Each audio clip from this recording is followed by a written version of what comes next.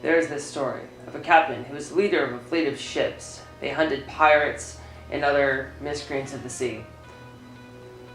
He was known for his fearlessness and his ability to overcome and conquer as needed when he needed to. Part of the reasons he was revered for his fearlessness was his infamous red shirt that he wore into battle. Not very many of his crew took notice of the red shirt. They knew that when he put on the red shirt, that it was go time. They were going to win. They were coming across a fleet of ships, 12 of them, and there was but 6 of them. The captain turns to his first mate and he says, "First mate, bring me my red shirt."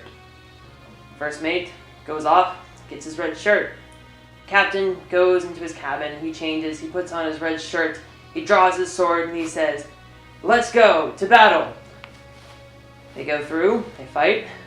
Captain goes by, the crew sees not any blood or the captain's injury despite his fearlessness in the battle. The crew continues on, sailing and protecting. They come across a fleet of pirate ships, 20 of them this time, a larger force than the last. The captain stares at the ships, he thinks for a minute.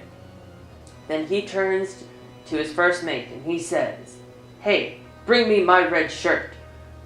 Away the first mate goes, he gets the red shirt. Captain grabs it, nods his head, he goes into the cabin, he dons his red shirt.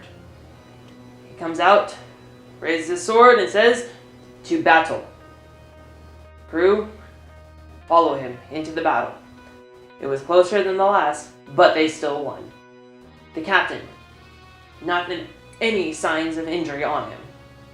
The crew, amazed at his fearlessness and his inability to become injured. So now, the crew continues on, fighting, following their infamous leader who cannot be hurt.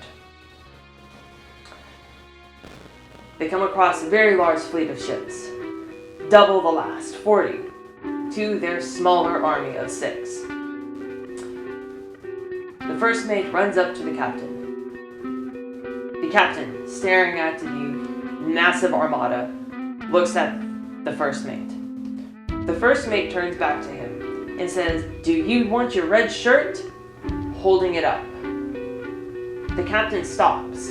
He pauses. And he thinks. He turns to the first mate and says, "No, bring me my brown pants." The reason that this story is so interesting to me is that every time the captain goes into battle, he wears the blood red shirt. So when the crew sees him, he appears to be uninjured in battle, no matter how much he gets hurt.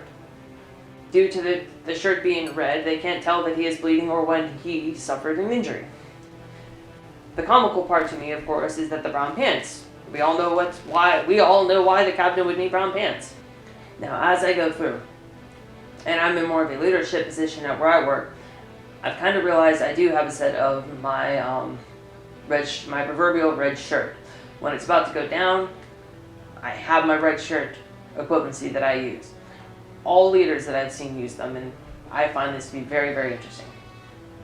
It could be as simple as when they put on, let's say, sleeves, cut-proof sleeves or protective equipment. When a supervisor puts on protective equipment and starts working, it amps everybody up. Everybody wants to work harder. They see that the supervisor is involved and he is leading them in this situation, and everybody wishes to follow. For he appears to be fearless. He is wearing the same armor that they are. It is the equivalency of in medieval times, per se. Kings would don battle armor, and they would ride with the men into the fight.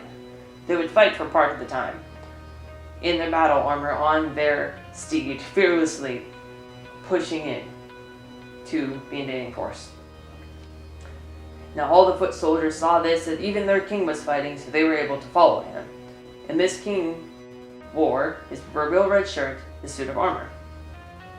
The invincibility, the ability to appear invincible. And this is remarkable. As we go through our lives, think, what is your red shirt? What are your brown pants? When do you know when it's going to go down? To change slightly. and go and cut into action. This is a little bit different of a video that I usually do, so if you like it, please hit the like button, subscribe. I will hopefully do more videos like this, aside from my firearm, truck, and repair related videos. I do believe this falls under the not your average redneck video, and in leadership and intelligent thought process is something that I like and have interest to express and share. Take it easy, guys. See you in the next video.